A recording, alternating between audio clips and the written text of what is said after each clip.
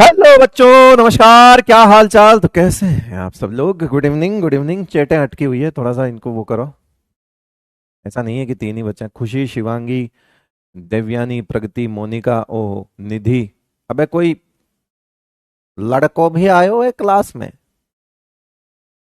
या सारी लड़कियां ही देखेगी? आयुष आया है, आयुष।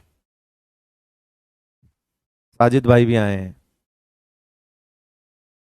विनय भी आया है। ओ हो। धुर्राटे काट रही है चैट। चैटें धुर्राटे काट रही, धुर्राटे। बहुत बढ़िया भाई। चलो। हम्म। करें शुरू। Lecture number 8। हाँ जी। हाय, ओ वाह, क्या बात है। टीचर से hi. Hi teacher. Hi students. Hello. कैसे हो? Hello guys. कैसे करें? है।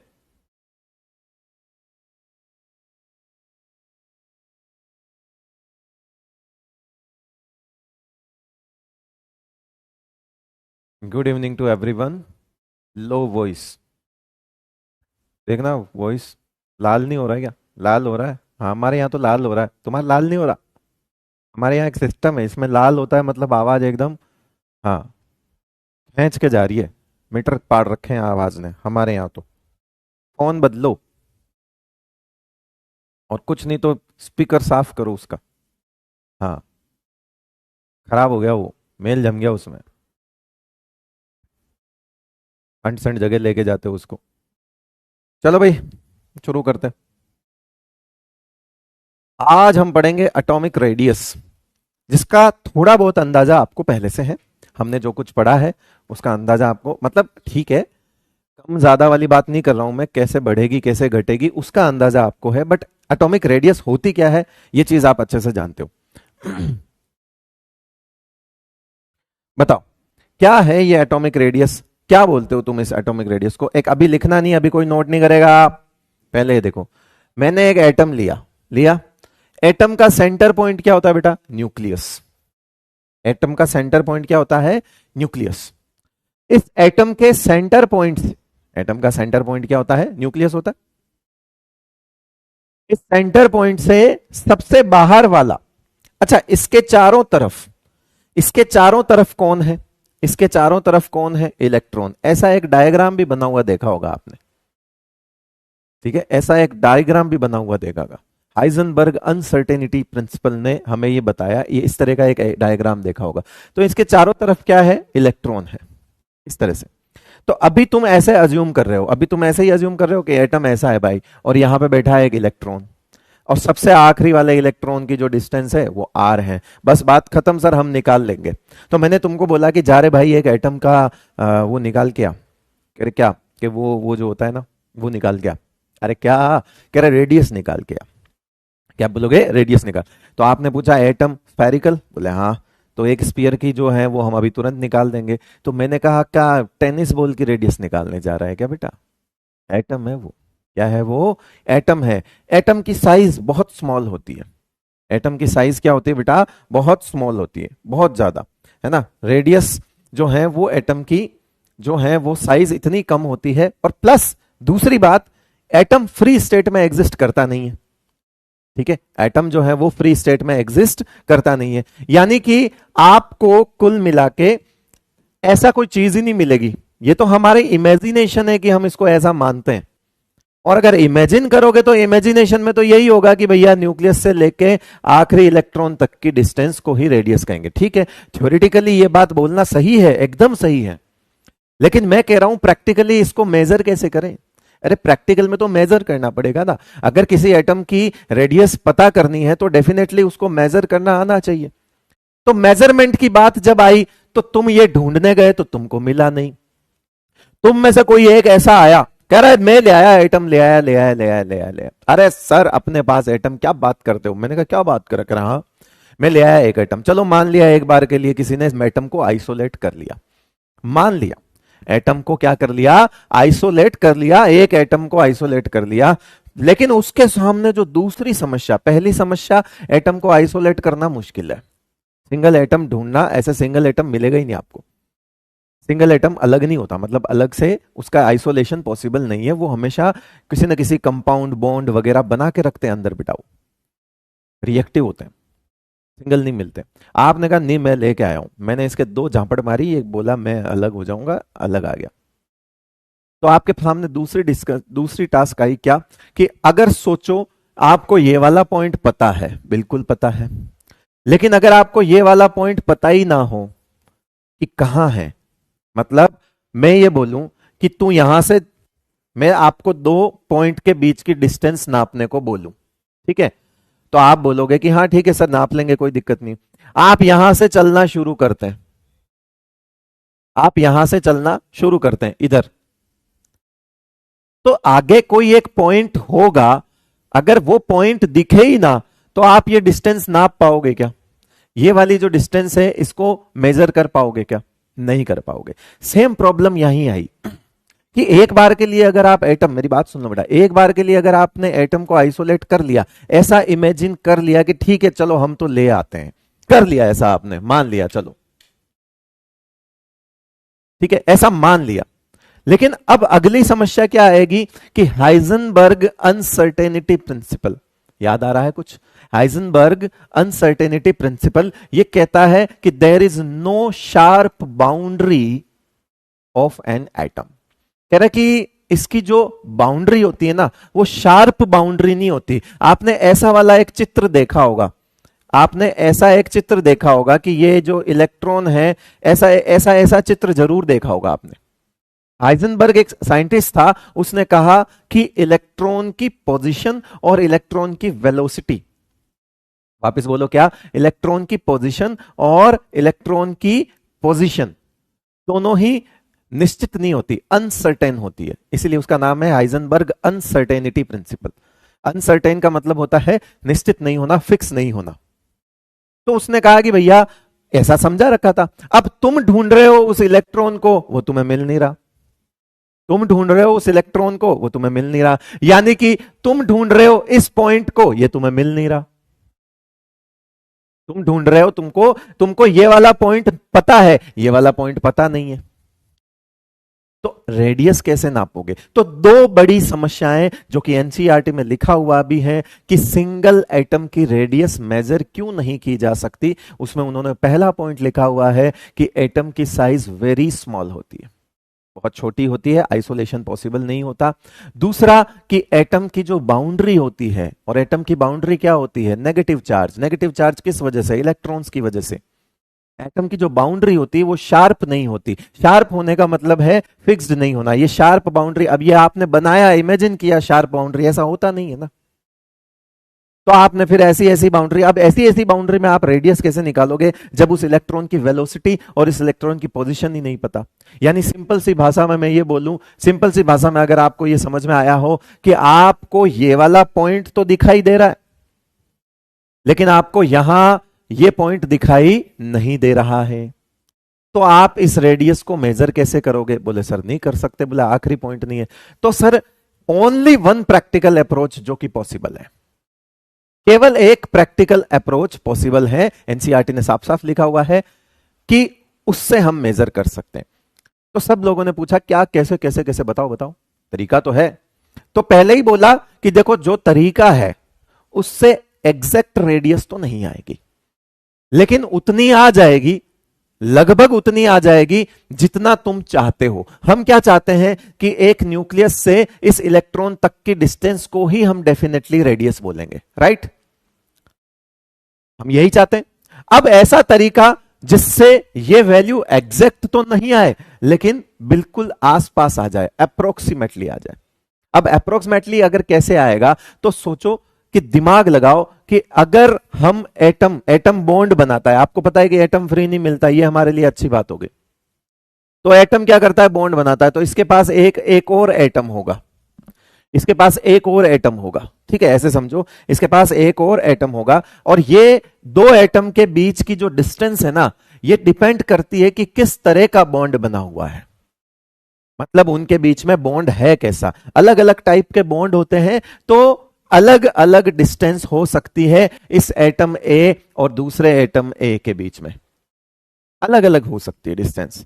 वो डिपेंड करता है कि इनके बीच में बॉन्ड कैसा है, हल्का बॉन्ड है, मजबूत बॉन्ड है, किस टाइप का बॉन्ड है।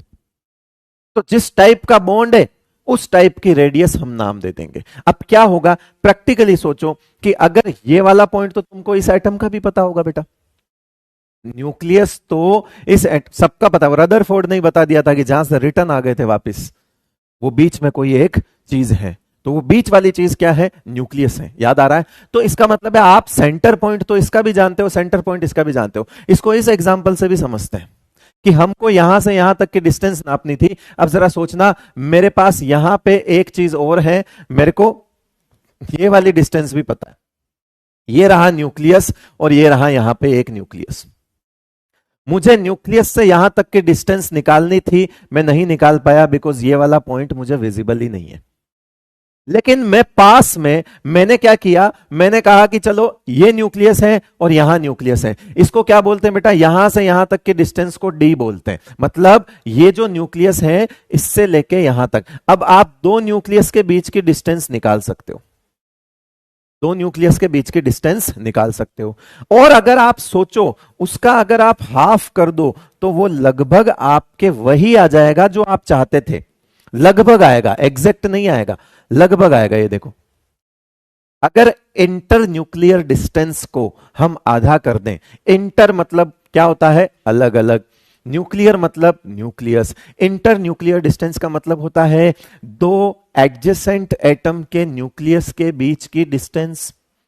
जो दो एटम एडजेसेंट हैं, जो पास पास हैं, बेसिकली ये एवरेज लिया जाता है बेटा, है ना, लेकिन ठीक है हम समझने के लिए सिर्फ दो ही एटम की बात कर रहे हैं, अदरवाइज ये एवरेज लिया जाता है। एवरेज कैसे लिया जाता है कि यहां पे भी कोई एटम होगा, यहां से यहां तक की डिस्टेंस इधर भी होगा, ऐसे इसके चारों तरफ एटम होंगे, तो क्या किया जाएगा कि एवरेज लिया जाएगा, ऐसी खूब सारी डी निकाली जाएगी और एवरेज वगैरह, और एक्सरे डिफ्रेक्शन, है ना, एनएमआर, मास स्पेक्ट्रोस्कोपी से बॉन्ड लेंथ जो है वो निकाली जाती है। इस डी को बोला जाता है बेटा, इस डी को बोला जाता है इंटर न्यूक्लियर डिस्टेंस। क्या बोला जाता है, इंटर न्यूक्लियर डिस्टेंस। याद रहेगा, नाम याद रहेगा। और इसी को आगे जाके हम क्या बोलेंगे, बॉन्ड लेंथ। इसी को आगे जाके हम क्या बोलेंगे, बॉन्ड लेंथ। क्यों, क्योंकि हमने कहा ये बॉन्डेड स्टेट में है, तो ये जो डिस्टेंस होती है एक न्यूक्लियस से दूसरे न्यूक्लियस के बीच की, इसे बोला जाता है बॉन्ड लेंथ। इस बॉन्ड की लेंथ कितनी है, इसे क्या कहा जाता है बेटा, बॉन्ड लेंथ कहा जाता है। और इसी को कहा जाता है क्या, इंटर न्यूक्लियर डिस्टेंस। क्या बोलोगे, वापस बोलो, इंटर न्यूक्लियर डिस्टेंस, दो न्यूक्लियस के बीच की डिस्टेंस। अगर आप इंटर न्यूक्लियर डिस्टेंस का हाफ कर देते हो तो वो लगभग उतनी ही आ जाती है जितना कि हम चाह रहे थे। ये देखो, इसका हाफ यहां आ जाएगा, तो इसका मतलब है यहां से यहां तक की डिस्टेंस लगभग आर है, और कोई तरीका है नहीं हमको मेजर करने का, तो हमको बॉन्डेड स्टेट में ही मेजर करनी पड़ेगी। तो अब से आपने दो चीजें सीखी। पहली चीज, अगर मैं थ्योरेटिकली पूछूं तो वो गलत नहीं है, थ्योरेटिकली रेडियस जो है वो न्यूक्लियस से इलेक्ट्रॉन तक की डिस्टेंस ही है। किसी भी एटम में, किसी भी एटम की थ्योरेटिकली रेडियस अगर आप सोचोगे तो वो सेंटर पॉइंट यानी कि हमारा जो न्यूक्लियस है उससे आउटर मोस्ट इलेक्ट्रॉन तक की डिस्टेंस को ही रेडियस कहा जाता है। लेकिन जरा सोचो, क्या ये प्रैक्टिकली पॉसिबल है मेजर करना, तो आंसर है नहीं। तो फिर क्या करेंगे, तो एटम्स जो हैं वो बॉन्डेड स्टेट में रहते हैं, तो हमको मेजरमेंट भी बॉन्डेड स्टेट में लेना पड़ेगा। और बॉन्डेड स्टेट में लेने के लिए हमारे पास क्या होगा तरीका, कि ये दो न्यूक्लियस के बीच की डिस्टेंस निकाल के उसका आधा कर देंगे, वो हमारे लगभग रेडियस के बराबर आ जाएगा। एग्जैक्ट का कोई तरीका है नहीं, एग्जैक्ट का कोई तरीका है नहीं, तो हम यही कर पाएंगे, वो यही एक तरीका है, इसी से निकलता है। अब वो कैसे भी निकले, एग्जैक्ट नहीं निकले कोई दिक्कत नहीं, एग्जैक्ट निकालने का तो कोई तरीका है भी नहीं ना।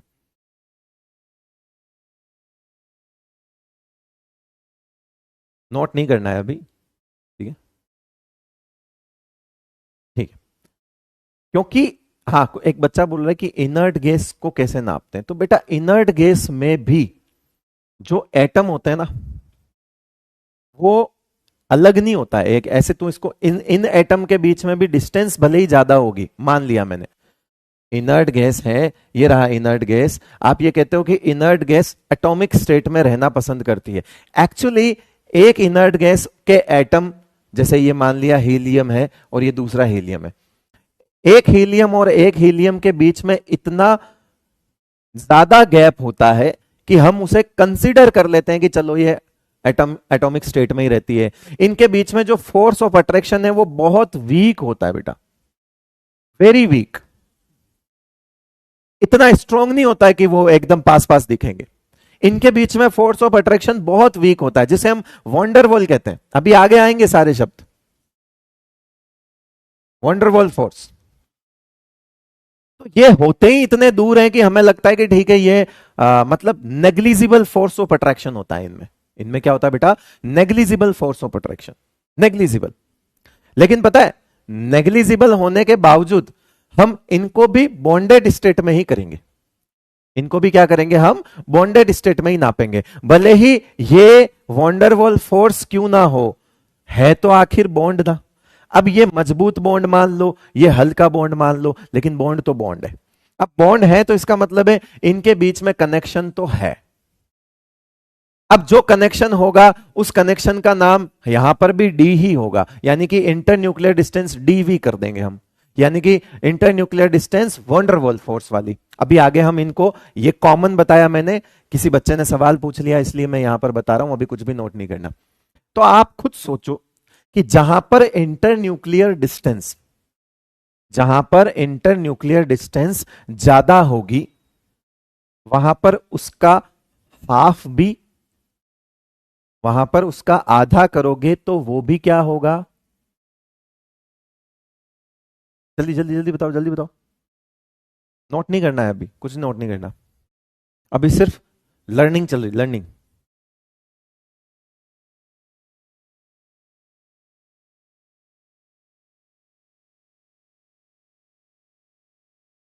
उसका आधा भी क्या होगा? ज्यादा होगा। यानी कि अगर सोचो, रेडियस एक तरह की तो नहीं हो सकती, क्योंकि जितने तरह के सर ये बॉन्ड होंगे ना सर, है ना, कहीं पे सर आयनिक बॉन्ड होगा, होगा बिल्कुल होगा, कहीं पे सर कोवेलेंट बॉन्ड होगा, बिल्कुल होगा, सर मेटेलिक बॉन्ड भी होगा, बिल्कुल होगा, सर वंडरवॉल फोर्स भी होगा, बिल्कुल होगा।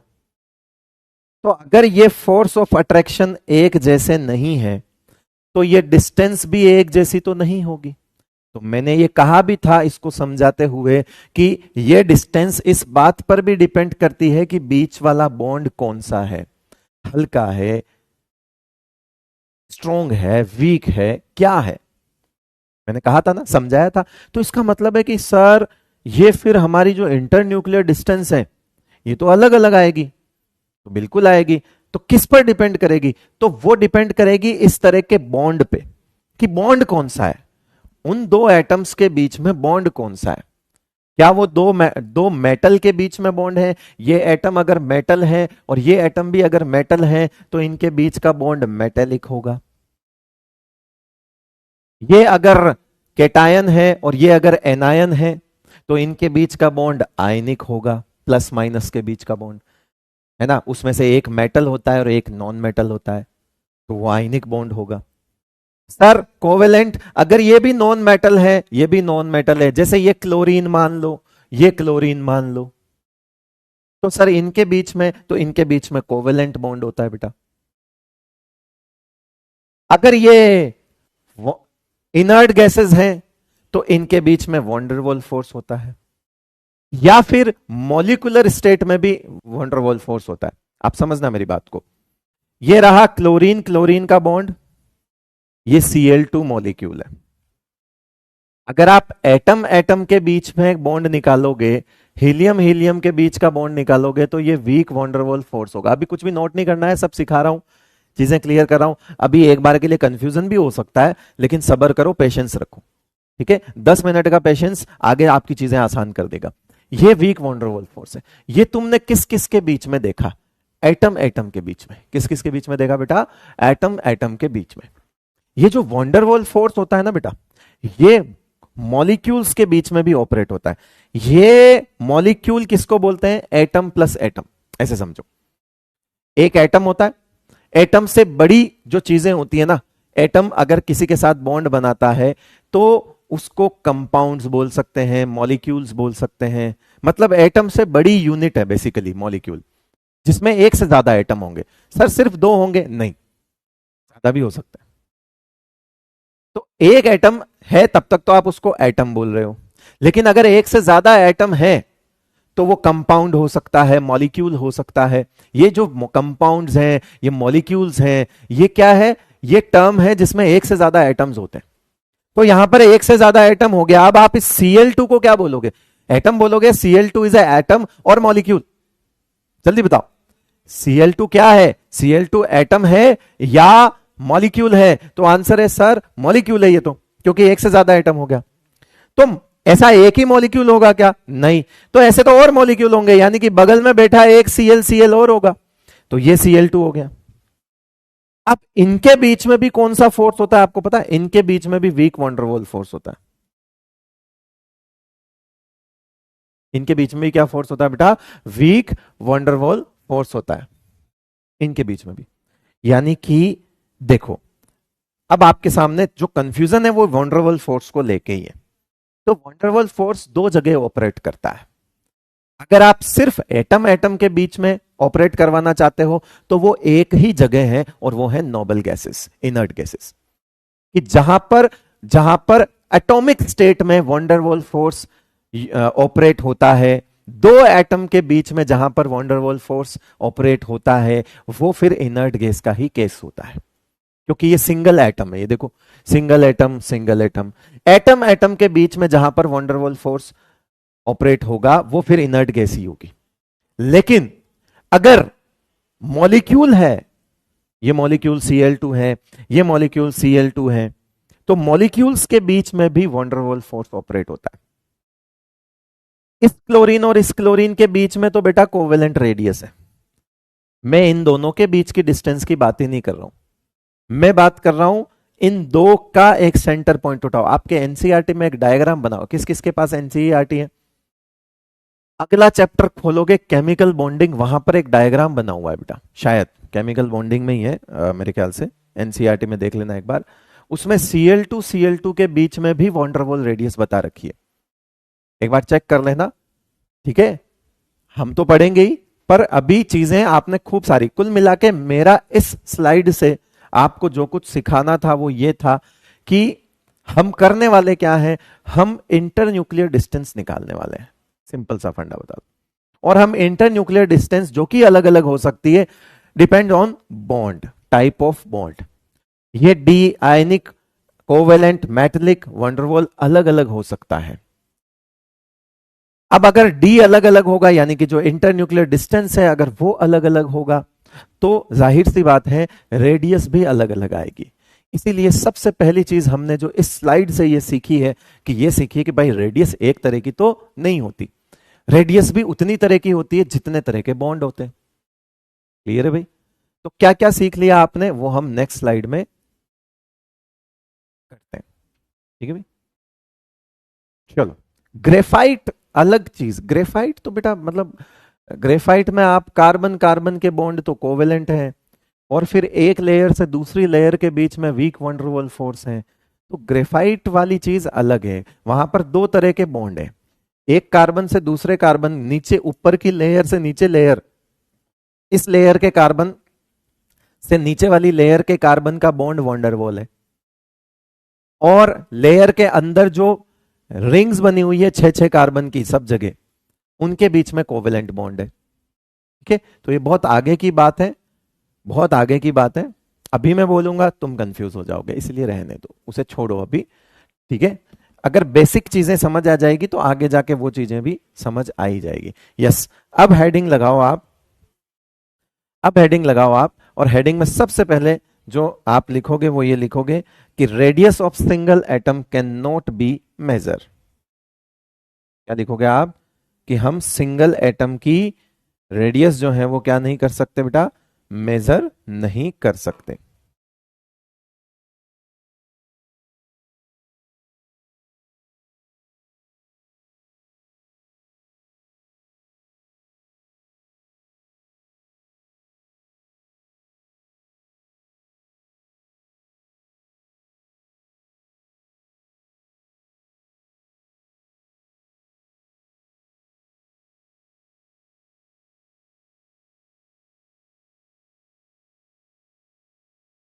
बिकॉज पहला point, size of atom is very small,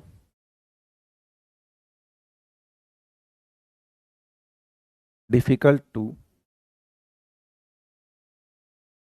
isolate, इसको आइसोलेट करना मुश्किल है। दूसरा point, there is no sharp boundary of an atom.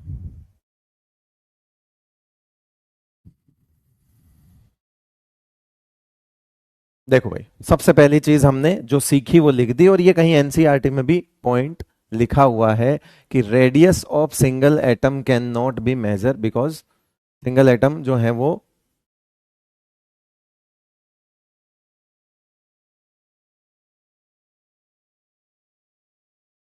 ठीक है। तो इसीलिए हम क्या करते हैं, इसकी प्रॉब्लम, ये हमारी प्रॉब्लम है, ठीक है, ये हमारी प्रॉब्लम है। अब हमारे को पास हमारे हमारे पास इसका सोल्यूशन क्या है, वो ये है कि रेडियस जो है वो किस में मेजर करेंगे, हम रेडियस किस में मेजर करेंगे बताओ, किस में मेजर की जाएगी, बॉन्डेड स्टेट में मेजर की जाएगी, कि radius is measured in bonded state. ठीक है भाई, तो कैसे, अब इसका जो सॉल्यूशन है वो क्या है, दैट्स वाई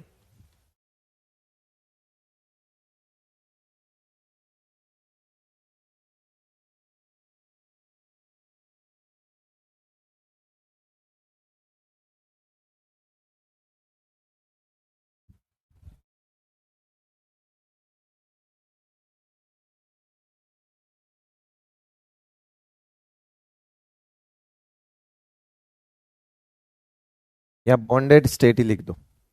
ठीक है, क्या करेंगे हम, बॉन्डेड स्टेट में मेजर करेंगे, जिसका एक नॉर्मल सा डायग्राम बना लो कॉमन, जिसमें हम ये नहीं डिस्क्लोज कर रहे हैं कि वो बॉन्ड कौन सा है, एक नॉर्मल सा डायग्राम बना लो जो हमने पीछे बनाया है अभी तक, है ना। तो यहां से यहां तक की डिस्टेंस को लिख दो डी, और डी को लिख देना बेटा इंटर न्यूक्लियर डिस्टेंस, ठीक है, और इसका हाफ कर दो, ये हमारा डी है, ये हो जाएगा हमारा हाफ, ये जो हाफ है ये हो जाएगा d/2 r, ठीक है बेटा, ये हाफ हो जाएगा हमारा d/2 यहां से यहां तक, ठीक है भाई, d/2 r हो जाएगा।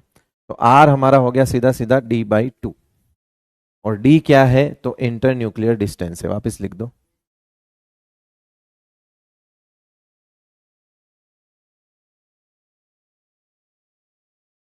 ठीक है, यहां तक किसी को कोई समस्या,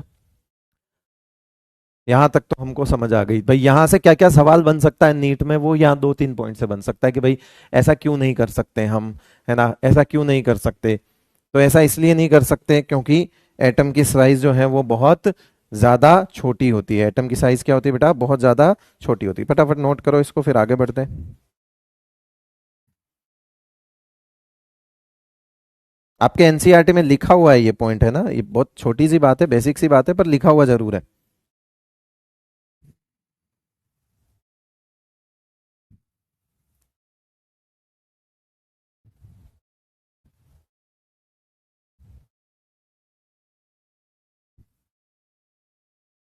शार्प बाउंड्री नहीं होती, जो भी इलेक्ट्रॉन इसके चारों तरफ घूम रहे हैं उनकी बाउंड्री शार्प नहीं होती। हाँ मतलब एटम की शार्प बाउंड्री नहीं होती, ये भी कह सकते हैं, कोई बड़ी बात नहीं है।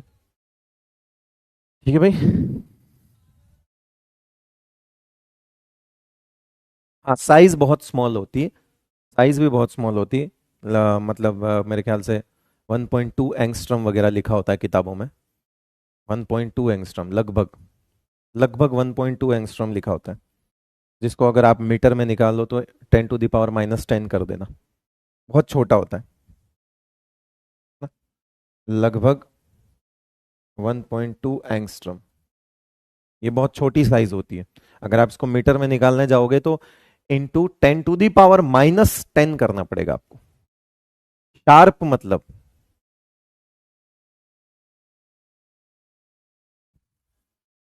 शार्प मतलब, मतलब होता है कि फिक्स्ड, चीज के लिए यूज होता है। कई बार अपन किसी को टाइम बताते हैं ना कि मैं शार्प 9 बजे पहुंच जाऊंगा, ऐसा होता है कि मेरी क्लास शार्प 6:15 पे स्टार्ट हो जाती है। तो वो शार्प का मतलब यहां पर है कि एग्जैक्ट, फिक्स्ड, तीखा नहीं है यहाँ। ठीक है, शार्प का मतलब ऐसे ये वर्ड यूज होता है ना, हम बोलते हैं ना शार्प 6:15 क्लास स्टार्ट हो जाएगी इनऑर्गेनिक केमिस्ट्री की, तो वो ऐसा है।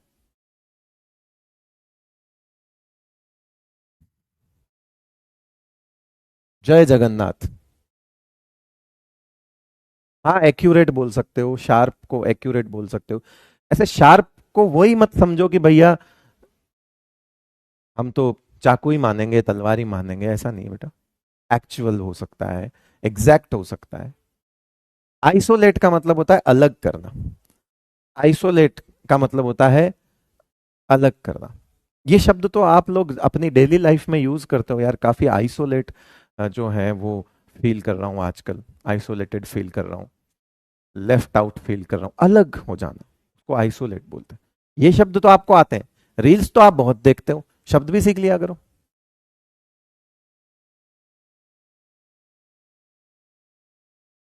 हाँ, और कोरोना आने के बाद आइसोलेशन नहीं समझ आएगा क्या आपको? क्वारंटीन। हे भगवान, क्या क्या याद आ गया। चलो अब देखो हमारे पास टाइप्स ऑफ रेडियस, जितने तरह के बॉन्ड उतने तरह की रेडियस, भाई सिंपल सी बात है। तो एक होता है कोवेलेंट रेडियस, एक होती है मेटालिक रेडियस, एक होता है आयनिक रेडियस। इसको हम बाद में करेंगे, सबसे भले ही ये 3 नंबर पे है बट हम इसको बाद में देखेंगे। और एक होती है हमारे पास वांडरवॉल रेडियस। सबसे पहले हम बात करेंगे कोवेलेंट रेडियस।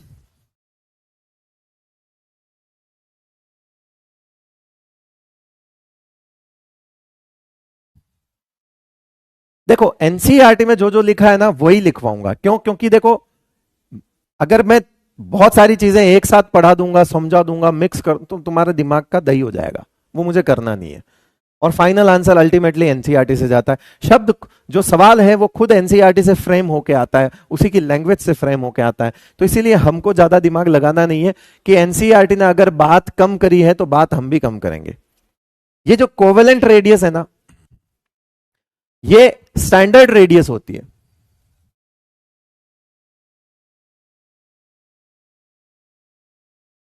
नॉन मेटल्स, मतलब नॉन मेटल सबसे ज्यादा कहां है? पी ब्लॉक में। इनफैक्ट सबसे ज्यादा क्या नॉन मेटल है ही पी ब्लॉक में।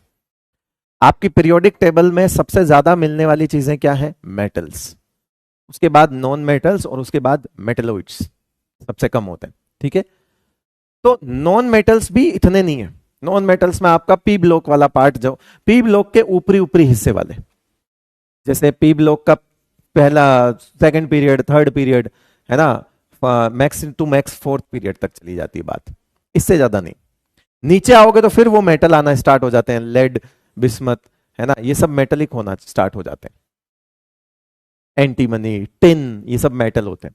तो कुल मिला के नॉन मेटल इतने ज्यादा है नहीं, लेकिन ये कंपाउंड बनाते हैं आपस में भी और दूसरे नॉन मेटल के साथ भी। जैसे कार्बन कार्बन का बॉन्ड हो गया तो ये नॉन मेटल बॉन्ड है, नॉन मेटल बॉन्ड है।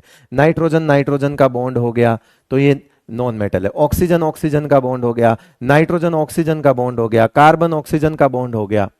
तो अलग भी हो सकते हैं, सेम भी हो सकते हैं, सेम भी हो सकते हैं, डिफरेंट भी हो सकते हैं। डिफरेंट की रेडियस कैसे निकलती है वो हम इसी चैप्टर के एक और पार्ट, जिसको हम इलेक्ट्रोनेगेटिविटी कहते हैं, वहां पर सीखेंगे।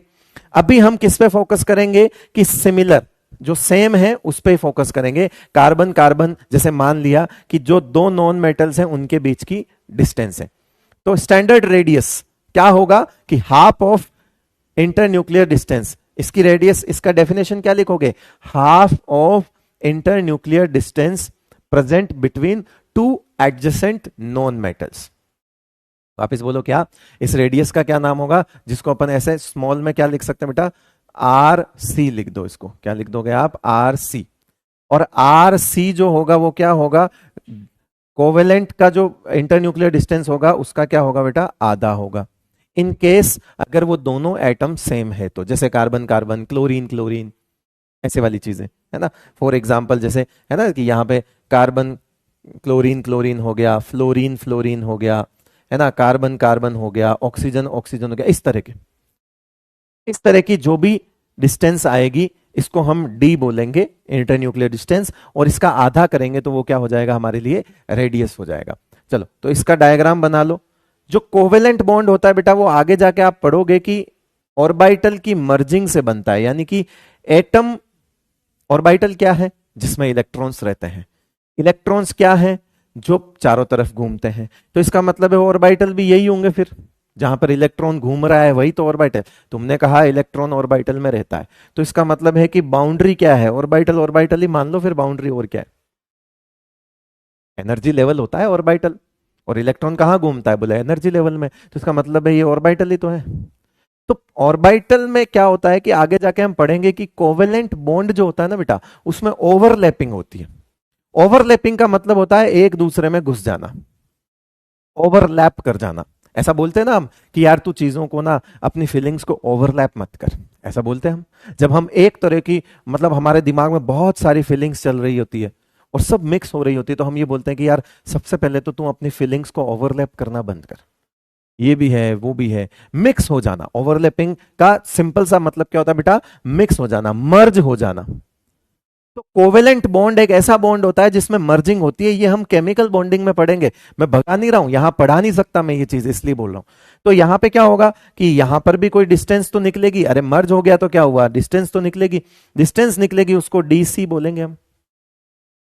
और आर सी क्या होगा, वो वहां लिखा हुआ है कि DC, C for the covalent, और डिवाइड बाई 2 कर देंगे ये लो। तो जो हमारी आर सी होगी वो ये होगी, लगभग इसका आधा, लगभग इसका आधा, ये लो।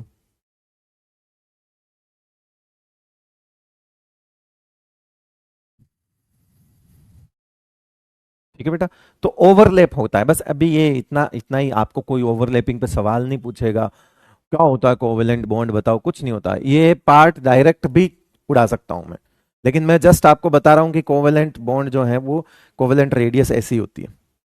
फिर आता है एक मेटेलिक रेडियस, नेक्स्ट आता है बेटा आपके पास क्या, मेटेलिक रेडियस। नेक्स्ट क्या लिखोगे, मेटेलिक रेडियस।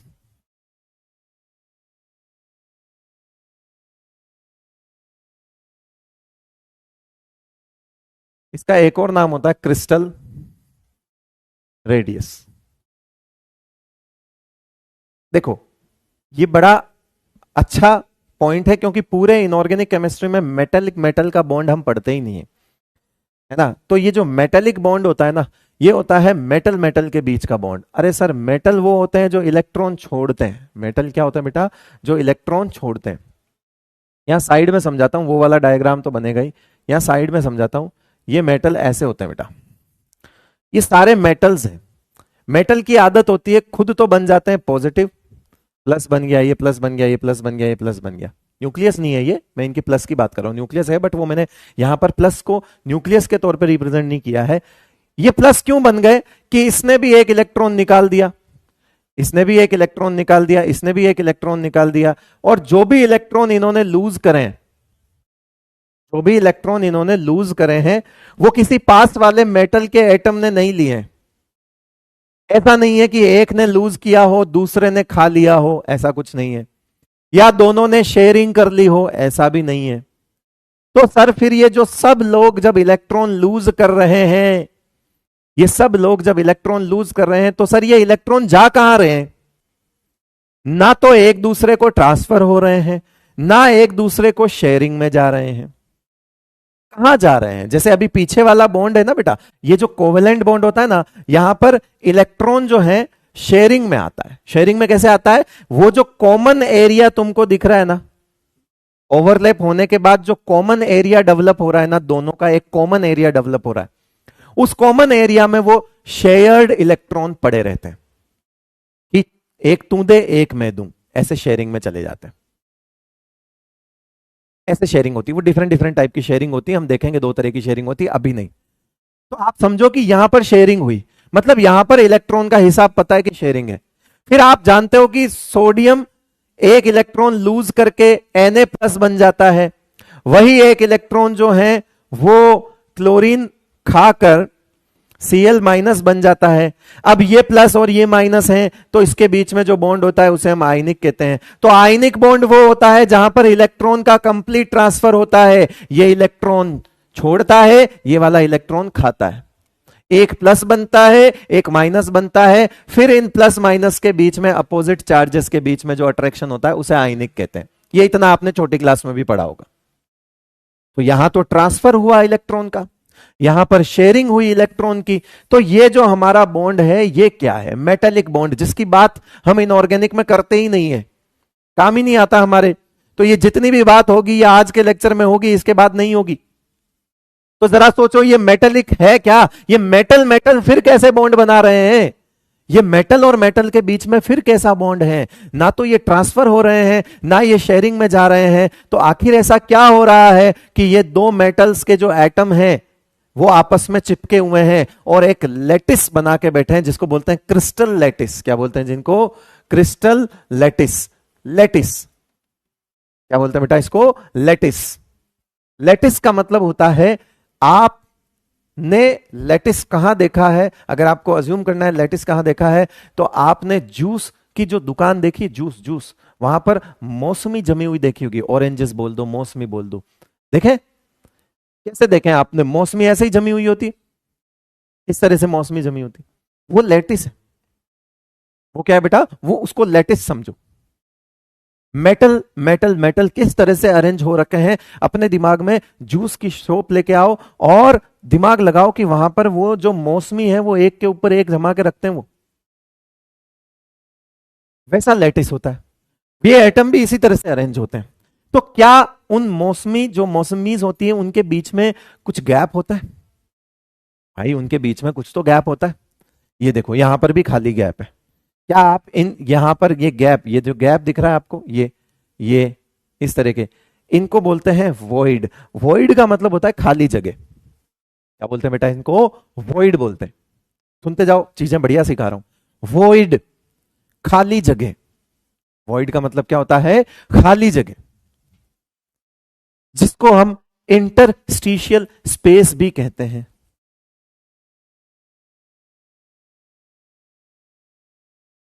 और सस्ता नाम होता है, घर का नाम वॉइड है, स्कूल का नाम इंटरस्टिशियल स्पेस है।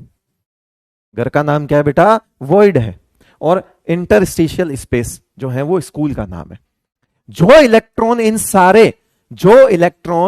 सारे मेटल्स ने लूज किए हैं ना, वो क्या करते हैं? ऐसी खाली जगहों पे दौड़ते रहते हैं।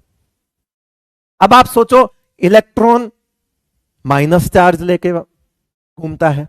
अब कोई आदमी नेगेटिव है तो घूमेगा तो नेगेटिविटी तो फैलाएगा, यानी कि अगर इलेक्ट्रॉन जहां जहां जाएगा माइनस ही तो फैलाएगा। अगर कोई नेगेटिव चार्ज की एंटिटी मूव कर रही है तो वहां पर जो चार्ज डेवलप होगा उस सरफेस के आसपास, वो कैसा चार्ज होगा? नेगेटिव चार्ज डेवलप होगा। प्लस जो मेटल ने लूज किए हुए हैं, मेटल ने तो इलेक्ट्रॉन दे दिया, यानी कि मेटल तो बन गया बेटा प्लस। अब इन दो प्लस, दूसरा मेटल भी बना हुआ है प्लस, और इन्हीं के छोड़े हुए इलेक्ट्रॉन कहीं नहीं जा रहे हैं, यहीं घूम रहे हैं, जगहों में बीच में घूम रहे हैं। मतलब जब तक बीच में ये इलेक्ट्रॉन है तब तक ये पास पास हैं, और इनको एक टेक्निकल टर्म्स होती है, कैर्नल्स बोलते हैं। कैर्नल्स, जो मेटल इलेक्ट्रॉन लूज कर देता है उसे बोलते हैं कैर्नल। क्या बोलते हैं उसको? कैर्नल। तो कैर्नल्स हैं। तो ये कैर्नल्स आपस में अट्रैक्ट क्यों हो रहे हैं? क्योंकि ये माइनस चार्ज इन खाली जगहों पे घूम रहा है। तो ये रीजन है कि मेटल मेटल का बॉन्ड अलग ही होता है बेटा। मेटल मेटल जब आपस में बॉन्ड बनाते हैं तो उसका रीजन है बीच में बैठा हुआ इलेक्ट्रॉन, वो घूमता रह रहा है। ये दो कैर्नल्स आपस में तभी तक पास हैं जब तक कि बीच में कोई वजह है, और वजह का नाम है इलेक्ट्रॉन। ठीक है, यूं मान के चलो ये एक डॉग है और ये एक डॉग है, और इन दोनों के बीच में, इन दोनों डॉग के मुंह में एक हड्डी है। जब तक वो हड्डी है तब तक वो दोनों डॉग एक साथ चिपके हुए हैं। आप हड्डी हटा दीजिए, दोनों डॉग भाग जाएंगे। बिल्कुल वैसा ही ये बॉन्ड है। तो इसको बोला जाता है डॉग एंड बॉन्ड मॉडल। ऐसा रिप्रेजेंट हुआ है, ऐसा मैं अपनी मर्जी से एक्सप्लेनेशन नहीं दे रहा हूं। डॉग एंड बॉन्ड मॉडल, यानी कि दो डॉग, बीच में एक हड्डी, दोनों डॉग को लगता है ये मेरी है, ये मेरी है, और उस लगने के चक्कर में वो दोनों जुड़े रहते हैं।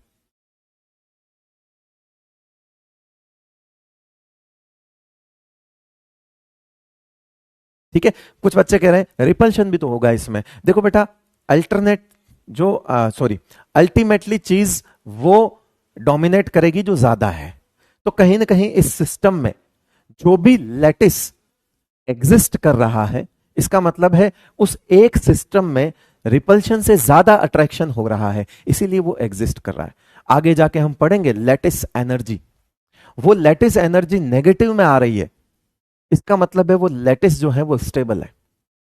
ऐसा ही लैटिस आयनिक बॉन्ड में भी बनता है, ऐसा ही लैटिस आयनिक बॉन्ड में भी बनता है। लेकिन आयनिक बॉन्ड वाला लैटिस ऐसा होता है, एक केटायन एक एनायन, एक केटायन एक एनायन, एक एनायन एक केटायन, एक एनायन एक केटायन।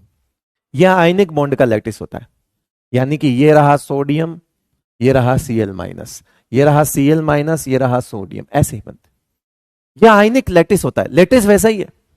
हम आगे जाके ये लैटिस जरूर पढ़ेंगे, क्योंकि वो तो हमारे सिलेबस में है नहीं, तो उसकी तो बात आज जितनी करेंगे वो करेंगे। लेकिन आयनिक बॉन्ड तो हमारे सिलेबस में है, इसका मतलब है हम इसकी बात तो करने वाले हैं। वहां पर भी एक लैटिस आएगा, लेकिन इस लैटिस में clearly plus minus plus minus plus minus plus minus है। लेकिन आपके दिमाग में जो डाउट आया वो यहां पर भी आएगा कि सर प्लस प्लस आपस में रिपेल भी तो करेंगे, सर माइनस माइनस आपस में रिपेल भी तो करेंगे। तो मैं बोलूंगा कि देख बेटा, पूरा एक सिस्टम होता है, उस सिस्टम में जो नेट एनर्जी, इस सिस्टम की जो नेट एनर्जी है वो अगर नेगेटिव आएगी तो वो सिस्टम स्टेबल होगा। नेट एनर्जी उसी तरह से उस वाले लैटिस में भी प्लस माइनस दोनों, उस वाले लैटिस में भी रिपल्शंस भी होंगे, अट्रैक्शंस भी होंगे। लेकिन जो क्रिस्टल लैटिस एग्जिस्ट करता है वहां पर फिर वो नेट एनर्जी का हिसाब आता है। यानी कि हम तो पहली चीज उसी लैटिस को पढ़ पाते हैं जो बना हुआ है, जो बना हुआ ही नहीं है वो फिर हम समझ ही लेंगे कि भैया ये एग्जिस्ट करता नहीं है, कारण इसमें रिपल्शंस ज्यादा रह गए होंगे, इसलिए वो एग्जिस्ट ही नहीं कर रहा होगा। क्योंकि हम केमिस्ट्री को पढ़ने का एक उसूल है, हम डिजाइन नहीं करते हैं, हम जो डिजाइन मिला हुआ है हमें उसे स्टडी करते हैं, हम फ्लैशबैक में चलते हैं। हम जितनी थियरीज होती है वो कंपाउंड को देख कर बता रहे होते हैं, हम नहीं बना रहे होते हैं कि सुन एक सल्फर बीच में रख, बोले रख दिया, अब 6 फ्लोरीन लगा दे इसके। हम डिजाइन नहीं करेंगे, हमको तो एक सल्फर 6 फ्लोरीन लगा हुआ मिलेगा, हमें तो ऐसा मॉलिक्यूल मिलेगा SF6, और जाने कितने ऐसे मॉलिक्यूल्स हैं। अब ये कैसे हैं, इनको हम फ्लैशबैक में चलेंगे कि ऐसा ऐसा हुआ होगा, ऐसा ऐसा हुआ होगा। हम इनके रिजल्ट से ऑब्जर्वेशन पे जाते हैं। केमिस्ट्री उल्टा चलता है, फिजिक्स जो है वो ऑब्जर्वेशंस के बाद रिजल्ट बनाते हो तुम। फिजिक्स एक बहुत बढ़िया सब्जेक्ट है।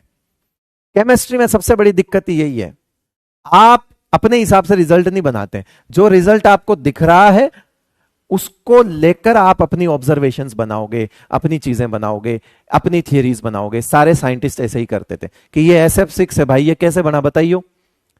इसीलिए केमिस्ट्री में एक थियरी को समझाने के लिए बहुत सारे साइंटिस्ट आए।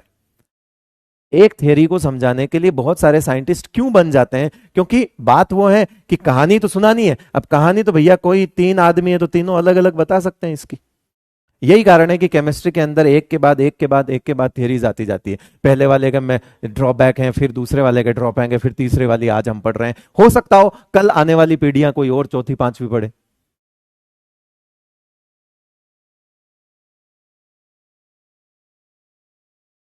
समझे? एग्जैक्टली हाइपोथेटिकल चलती केमिस्ट्री। देखो 90% केमिस्ट्री हाइपोथेटिकल थियरीज ही हैं। जो भी थियरीज हैं केमिस्ट्री के अंदर वो 90% उनके जो वो अजम्पशन बेस्ड है। अब अजम्पशन लिए जाएंगे यार, मॉलिक्यूल देख के तुमको बताना है कैसे बना है तो बनाओ। फिर तुमने देखा क्या मिक्सिंग ऑफ ऑर्बिटल? किसने देखा ऑर्बिटल? नहीं होता। तो केमिस्ट्री जो है वो बहुत माइक्रो लेवल पे जाके सोचनी पड़ती है, इसीलिए उसमें अजम्पशन ही चलते हैं। फिजिक्स हम हमारी आंखों से देख रहे हैं। फिजिक्स में आप यहां से कितनी स्पीड से कौन सी चीज फेंकोगे और वो कहां गिरेगी आप बता सकते हो। फिजिक्स माइक्रो लेवल पे जाके कम पढ़नी पड़ती है, केमिस्ट्री माइक्रो लेवल पे जाके पढ़नी पड़ती है। जो आपको आंखों से नहीं दिख रहा है आपको उसके बारे में बताना है, तो फिर अजम्पशन ही लेना पड़ेगा ना। एटम नहीं दिख रहा है और बात पूरे साल एटम की करनी है, इलेक्ट्रॉन नहीं दिख रहा है, बात पूरे साल इलेक्ट्रॉन की करनी है। फिजिक्स सब दिख रहा है, स्पीड निकाल सकते हैं, वेलोसिटी वगैरह वगैरह सब कुछ, टॉर्क निकालो, ये निकाल लो, वो निकाल लो, प्रेशर निकालो, सब कर सब सब वो विजिबल है। वो एक ऐसा सब्जेक्ट है जिसको आप जी सकते हो, और ये एक ऐसा सब्जेक्ट है जिसमें आप सोच सकते हो। समझे? कुछ तो अच्छा लगा इस बात में।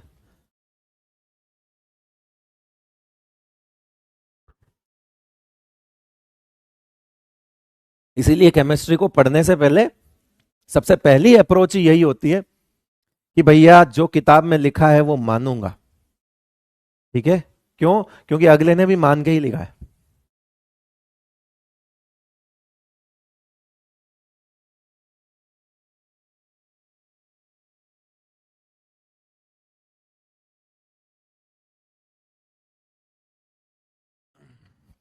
और फिर बात पसंद नापसंद की तो आती नहीं है, पढ़ना तो पड़ेगा। तुम तो चाहते हो कि सिर्फ जूलॉजी का पेपर हो जाए और डॉक्टर बन जाए, ऐसा होता नहीं है ना। चलो, तो ये जो इसकी डेफिनेशन लिखने की जरूरत है क्या? अरे दो एडजेसेंट जो मेटल के एटम होंगे उनके बीच की जो डिस्टेंस होगी वो होगी आपकी क्या? D M. और जो आपका आर एम होगा वो क्या होगा? जो आपका आर एम होगा वो क्या होगा? इसका आधा। तो आर एम यानी कि जो मेटेलिक रेडियस वो होगी वो D M is divide by 2। चलो लिखो फटाफट, अगली वंडरवॉल रेडियस देखेंगे। And one more thing, standard radius of metals NCERT ने लिखा हुआ है।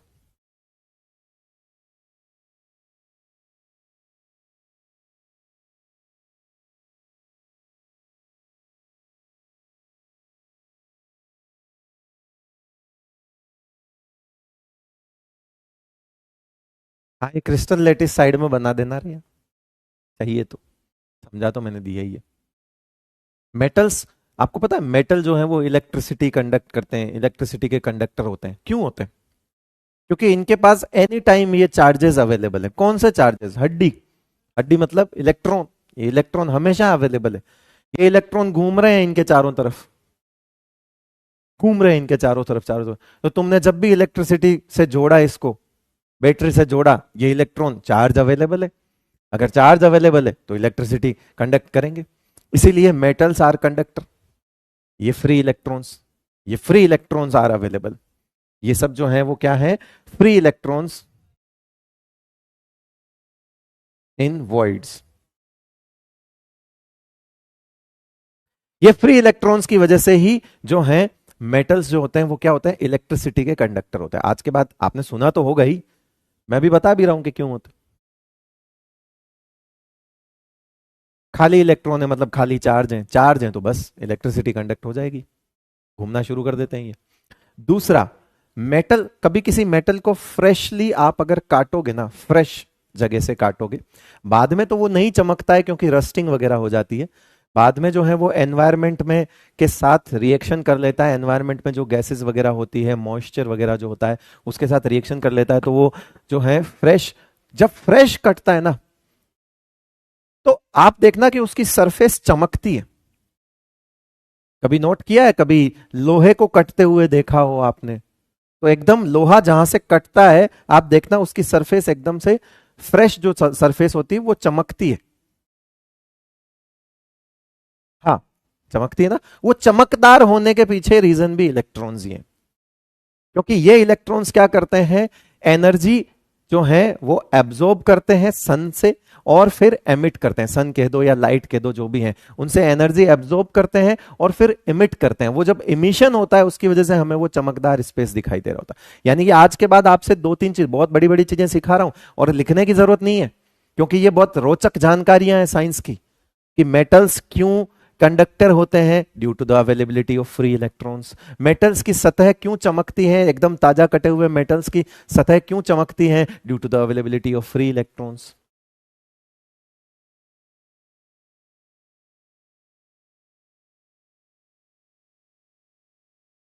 ठीक है, ये चीजें याद रहेंगी, है ना? पक्का? चलो, आओ भाई। ओ, ओ सही है, स्टैंडर्ड रेडियस फॉर मेटल्स। अब अगर मैं ये बोलूं कि वंडरवॉल रेडियस का क्या सीन है, तो वंडरवॉल रेडियस में कुछ चीजें पढ़नी पड़ेगी। वंडरवॉल रेडियस अलग तरह की रेडियस है, मतलब यूं कहें कि वो इनके साथ मैच नहीं करती। अभी मैं बताऊंगा ऐसा क्यों। पहले तो आप तीसरा पॉइंट डाल दो, van der Waals radius.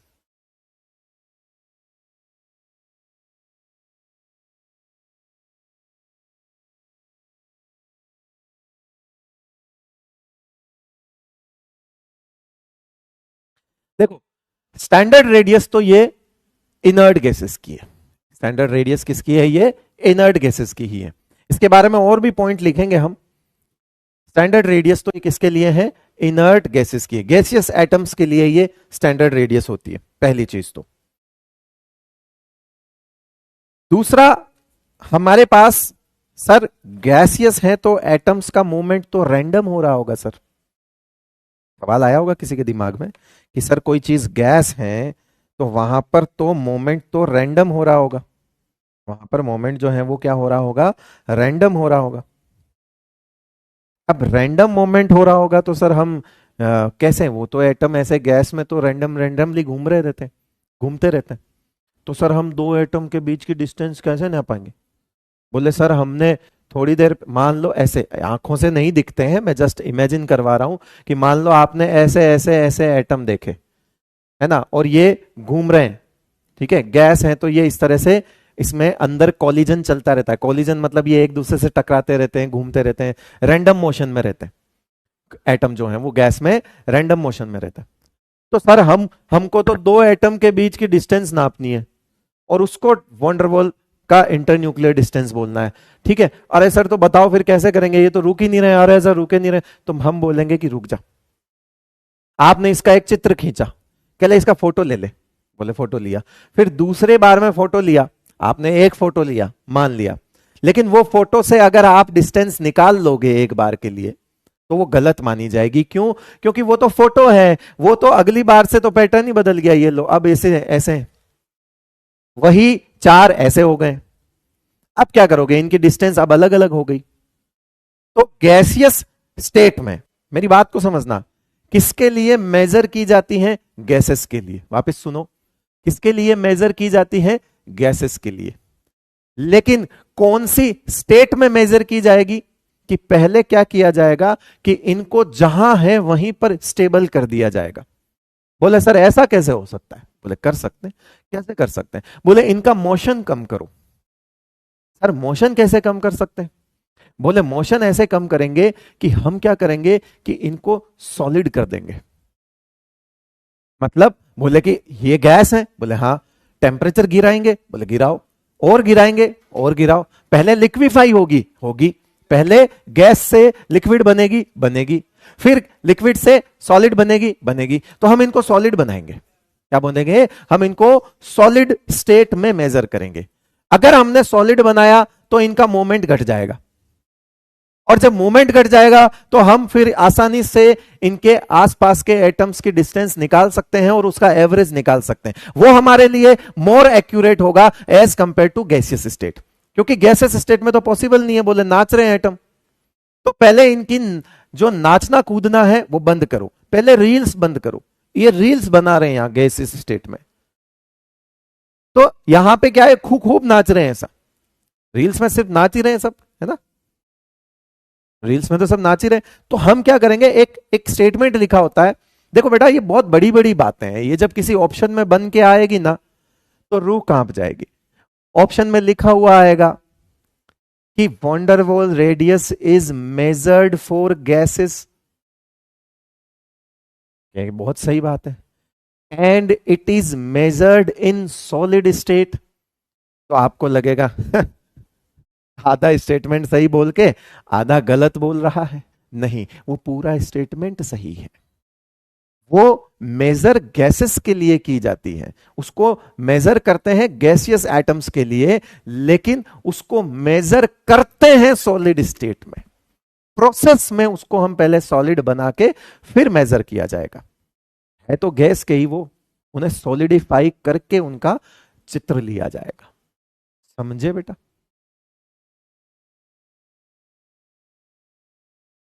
Sublimation is reverse process.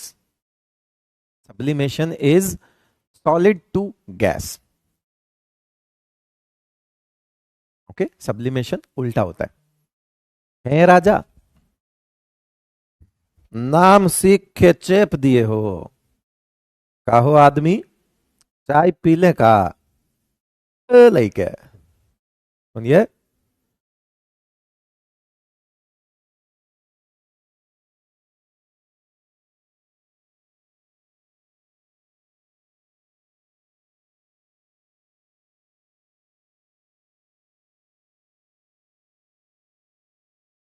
चाय इन इज्जत.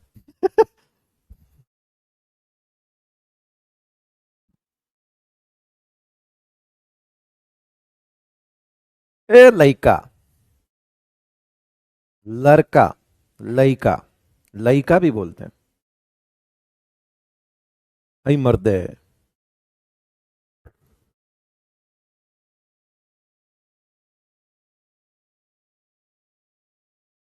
चलो मैं ये चाय पी रहा हूं तब तक ये चित्र बना लेता हूं. चित्र बना लो, चित्र तुम भी बना लो. एक आइटम यहां है, दूसरा आइटम यहां है. इसमें हम थोड़ा सा डिस्टेंस ज्यादा दिखाएंगे. क्यों? क्योंकि हमको बीच में कौन सा फोर्स दिखाना है बेटा? वंडरवॉल फोर्स दिखाना है. ये तो ये डी वी है. तो जाको आधो यहां होवे गो. कहो हाँ. तो यहां होगा R V. R V. R V से कुछ याद नहीं आ जाए तुमको कहीं? कहो हाँ.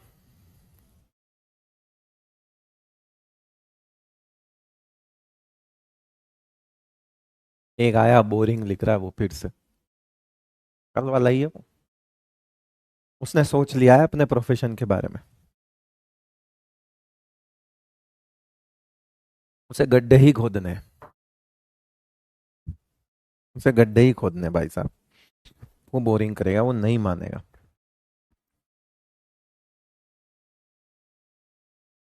वो इस चीज से, तू अपने घर ही जाता है ना रोज वापस स्कूल से, पता पड़े एक ही घर जा जाके बोर हो गया हो. है? अपने घर ही तो जाता है ना. या इस घर से स्कूल एक ही स्कूल में जाता होगा. पता पड़े घर से बैग लेके निकला, करे एक ही स्कूल, बोरिंग है, काफी बोरिंग है, आज कॉलेज चलते हैं डायरेक्ट.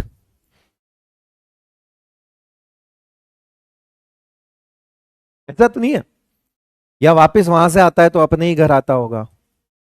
रास्ते चलते किसी को भी मम्मी कह रहा मम्मी, किसी को भी कह रहा आज ये पापा है मेरे. कह रहे क्यों? कह रहे रोज एक ही पापा, बोर हो गया मैं. किसी को भी बुला रहा पापा, कह रहा भाई मैं टीचर हूँ, पापा थोड़ी हूँ. कह रहे नहीं नहीं, वो पापा से बोर हो गया मैं.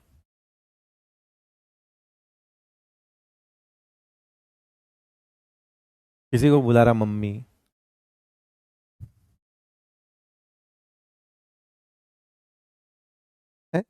है? बोर हो जाता होगा, रोज एक ही चीज है तो बोर.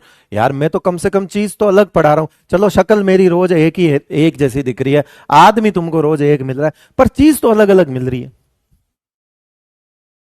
चीज तो अलग अलग मिल रही है, कंटेंट तो अलग अलग है. अब कंटेंट अलग अलग है तो बोरिंग कैसे हो सकता? तुम्हारे लिए तेरा घर ज्यादा बोरिंग होगा बे.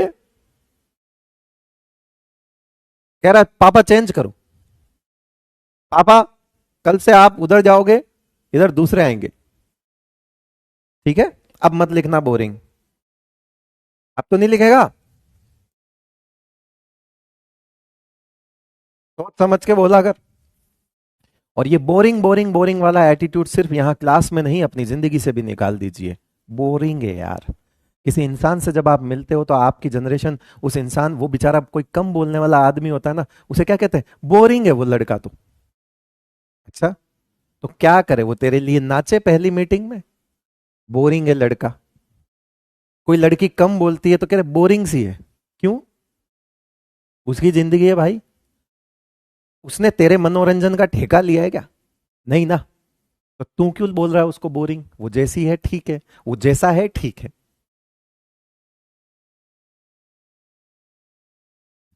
तो तू चाहेगा वैसे थोड़ी, तेरा मन लगाने के तो, तेरा मन बहलाने के लिए है क्या दुनिया ये? तेरा मन तुझे बहलाना है, तू बहला, तू कर अपना काम। चल भाई, ठेका मतलब जिम्मा होता है, राजस्थान में बोलते हैं ठेका, ठीक है, कि जिम्मा लिया है क्या, जिसको हम बोलते हैं ठेका लिया है क्या मैंने, ऐसा। कॉन्ट्रैक्ट इज बेसिकली, ठेका वर्ड जो होता है ना वो इंग्लिश में कॉन्ट्रैक्ट होता है, वो वाला ठेका नहीं होता जो तुम समझ रहे हो, और तुम्हें अभी समझना भी नहीं चाहिए। तो R V is equals to D V upon two. अब मेरा बात यह है कि अगर मैं जो इमेजिन करूं, मान लो मेरे पास एक एटम है, एक एटम है जिसकी मुझे तीन तरह की रेडियस निकालने को बोल दिया, बोला कि आप एक एटम की तीनों रेडियस निकालो।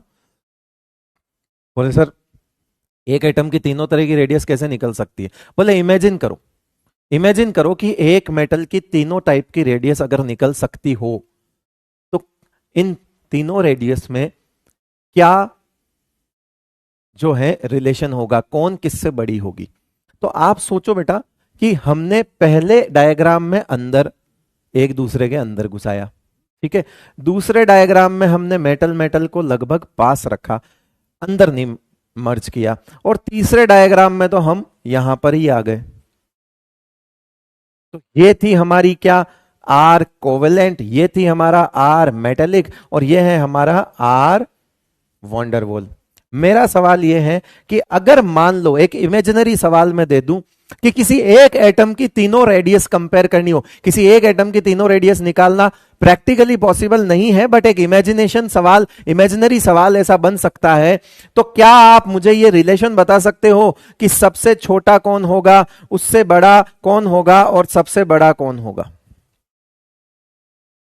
तो सबसे छोटा होगा कोवेलेंट, बिकॉज ये जब एक दूसरे के अंदर मर्ज हुए हैं तो डेफिनेटली ये और पास आ गए, तो इनका जो डिस्टेंस है वो कम हो गया, अगर डिस्टेंस कम हो गया तो उसका आधा भी कम होगा। फिर यहां पर ये मेटल मेटल है, ये इतना मर्ज नहीं हुए हैं, यानी कि ये इससे ज्यादा होगा, और भैया ये तो क्या ही बोले, ये तो बहुत दूर दूर थे, इसलिए ये सबसे ज्यादा होगा, इसलिए ये क्या होगा बेटा, सबसे ज्यादा होगा। जनरली जो है वो ऐसा, और एक तो ये रिलेशन आ गया किसी सवाल पर। दूसरा मान लो जैसे वो ग्रेफाइट है, एक बच्चा कह रहा था ग्रेफाइट है, उस ग्रेफाइट में एक कार्बन कार्बन के बीच में तो वहां पर कोवेलेंट बॉन्ड है, और दूसरे कार्बन कार्बन के बीच में जो वहां पर है वॉन्डरवॉल बॉन्ड था, तो यानी कि वो भी कार्बन कार्बन के बीच में था और ये भी कार्बन कार्बन के बीच में है, यानी कि यहां पर हम दो तरह की रेडियस देख तो सकते हैं इसके लिए। तो ऐसे केस में जनरली ऐसा माना जाता है कि जो वॉन्डरवॉल रेडियस होती है वो लगभग एग्जैक्ट इक्वल तो नहीं, लगभग 2 × कोवेलेंट रेडियस होती है, लगभग 2 गुनी होती है। आपको जो वो वैल्यूज देखने को मिलेगी वो 2 गुने के बराबर मिलेगा। तो ये कुछ इंपॉर्टेंट रिलेशन है, एग्जाम में अगर पूछे गए तो डायरेक्ट रिलेशन पूछे जाएंगे, बिकॉज वो किसी ऐसा कोई प्रैक्टिकली तो पॉसिबल है नहीं, तो वो इसी तरह से सवाल पूछेंगे, इसी तरह से आपको जवाब देना है। यानी कि सवाल क्या होगा, तो सवाल यही होगा जो यहां लिखा हुआ है, सवाल क्या होगा, यही जो यहां लिखा हुआ है, यही पूछा जाएगा। क्या रिलेशन होगा, तो एक सवाल ये या है, एक सवाल दूसरा सवाल ये रहा, इसके अलावा कुछ नहीं पूछेगा। कभी देखने को मिल जाए तो ये 2 सवाल आपको देखने को मिलेगा, अदरवाइज कोई टेंशन वाली बात नहीं है।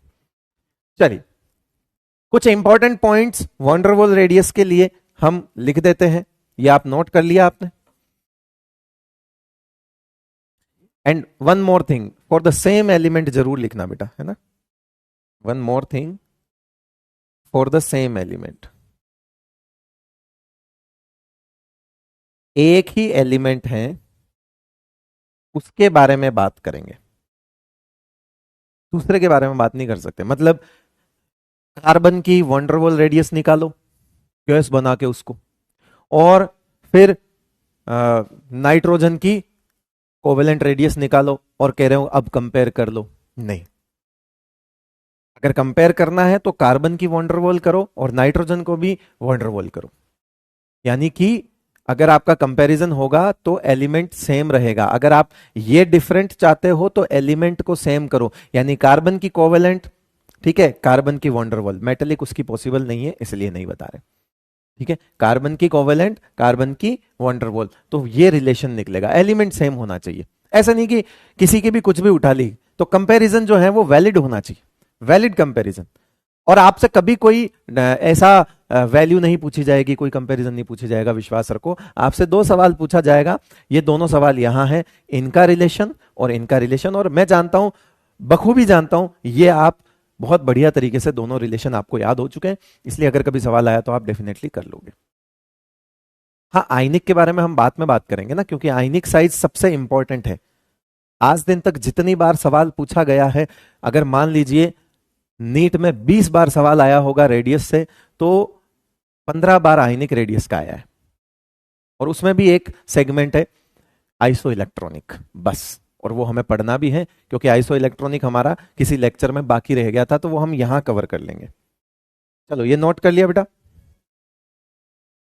अब एक एक एक एनसीईआरटी की अभी लाइंस लेके आऊंगा। एक चीज बताओ मुझे, एक चीज बताओ, फिर आगे बढ़ते हैं। जो एटॉमिक रेडियस है ना,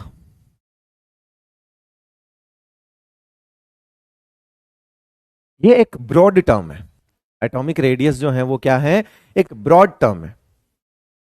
मतलब हमारे पास एक कोवेलेंट रेडियस है, सुनना मेरी बात को,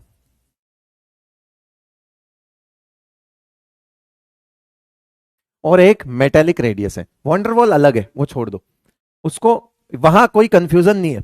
लेकिन ये दोनों बहुत कंफ्यूज करते हैं कि ये तो है हमारे पास नॉन मेटल्स के बीच में, और ये है हमारे पास मेटल्स की रेडियस। ये बहुत कंफ्यूज करते हैं। तो एनसीईआरटी ने बोला कि, एनसीईआरटी ने एक लाइन लिखी हुई है कि इस किताब में हम इन दोनों को ही एटॉमिक रेडियस बोलेंगे, इन दोनों को ही एक कॉमन टर्म देंगे, है ना। इन दोनों को ही एक कॉमन टर्म क्या देंगे, कोवेलेंट रेडियस, मेटेलिक रेडियस को एक कॉमन टर्म देंगे एटॉमिक रेडियस। बोले सर ये क्या मतलब हुआ? देखो एनसीईआरटी ने लिखा हुआ है कि इस हम पढ़ेंगे, तो जब भी मैं ये बोलूंगा कि एटॉमिक रेडियस बताओ, तो देखो मान लो लिथियम है, बेरिलियम है, बोरोन है, कार्बन है, नाइट्रोजन है, ऑक्सीजन है, फ्लोरीन है। सुनना मेरी बात को, और हम इनकी साइज कंपेयर कर रहे हैं। हम इनकी क्या कर रहे हैं, साइज कंपेयर कर रहे हैं। इनकी क्या कंपेयर कर रहे हैं, मेरी बात का मतलब समझना, फिर आपको सारी बात समझ आ जाएगी। हम इनकी साइज कंपेयर कर रहे हैं, ऑब्वियसली हम इनकी रेडियस कंपेयर कर रहे हैं। अब आप ये देखोगे कि आपको जो सवाल आएगा ना, वो आएगा कि इनकी एटॉमिक रेडियस का ऑर्डर बताओ। क्या सवाल आएगा, इनके अंदर एटॉमिक रेडियस का ऑर्डर बताओ, ऐसा सवाल आएगा बेटा आपको। और अब आप सोचोगे कि अब कैसे करें, तो अब इसमें दिक्कत पता है क्या है, दीज टू आर मेटल्स, और बाकी जो भी हैं ये सब नॉन मेटल्स हैं। अब आप क्या करोगे, अब आपके दिमाग में आपको पता है कि हम इनकी तो मेटेलिक रेडियस निकालेंगे और इनकी हम कोवेलेंट रेडियस निकालेंगे, क्योंकि ये नॉन मेटल्स हैं। और एनसीईआरटी ने इस कंफ्यूजन को दूर करने के लिए, अब ऐसा तो बोलेगा नहीं वो सवाल में कि यहां तक मेटेलिक रेडियस का ऑर्डर बताओ, इससे आगे कोवेलेंट रेडियस का ऑर्डर बताओ, ऐसा तो वो बोलेगा नहीं। वो तो एक कॉमन टर्म दोनों को दे देगा, एटॉमिक रेडियस। ये आपको समझना है कि जब आप एटॉमिक रेडियस किसी मेटल के लिए बोल रहे हो, तो वो अंदर ही अंदर मेटेलिक रेडियस ही है। यानी कि मेटल्स के लिए मेटेलिक रेडियस ही होती है, और वही उनकी एटॉमिक रेडियस मान ली जाती है। और नॉन मेटल्स के लिए कोवेलेंट रेडियस, उनकी जो कोवेलेंट रेडियस होती है, उसको ही एटॉमिक रेडियस मान लिया जाता है। तो एनसीईआरटी में एक पॉइंट लिखा हुआ है। एनसीईआरटी में क्या पॉइंट लिखा हुआ है बेटा, कि इस किताब में हम एटॉमिक रेडियस दोनों के लिए रेफर करेंगे। बस आपको समझ जाना है कि अगर वो मेटल हैं तो मेटेलिक रेडियस ही होगी वो, और अगर वो नॉन मेटल है तो वो कोवेलेंट रेडियस ही होगी। लेकिन हम इनको अलग अलग नहीं बोलेंगे आज के बाद। आज के बाद हम समझ जाएंगे कि मेटल है तो मेटेलिक नापी होगी, नॉन मेटल है तो कोवेलेंट नापी होगी, हम समझ जाएंगे। लेकिन हम इन दोनों को एक ही टर्म यूज करेंगे कि साइज का ऑर्डर बता दो, एटॉमिक रेडियस का ऑर्डर बता दो। तो ऐसा एनसीईआरटी ने एक पॉइंट लिखा हुआ है। ठीक है, चलो वही पॉइंट देख लेते हैं। आ जाओ। NCERT scrutinising, NCERT scrutinising. Scrutinising का मतलब क्या होता है? स्क्रूटनाइजिंग का मतलब क्या होता है? जांच पड़ताल करना गहनता से। ठीक है, स्क्रूटनाइजिंग का मतलब क्या होता है बेटा? गहनता से जांच पड़ताल, धागा खोल देना टाइप, मतलब समझ रहे हो? जैसे वो डिटेक्टिव टाइप का वो मैग्नीफाइंग ग्लास लेके स्क्रूटनाइज करते हैं ना।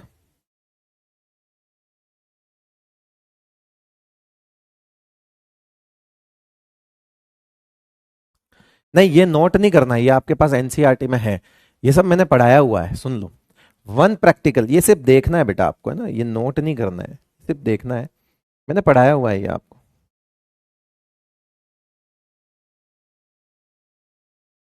लो, one practical approach to estimate the size of an atom of a non-metallic element is to measure distance between two atoms when they are bound together by a single bond in a covalent molecule। कह रहे हैं कि भैया non metal के दो atoms को की size को अगर मेजर करना है तो उनका बॉन्ड बना हुआ होना चाहिए, और उस बॉन्ड का नाम है covalent bond.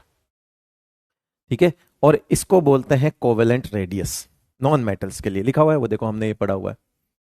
For example, for example, for example the bond distance in the chlorine molecule is 198 picometre and half this distance 99 picometre is taken as the atomic radius of chlorine.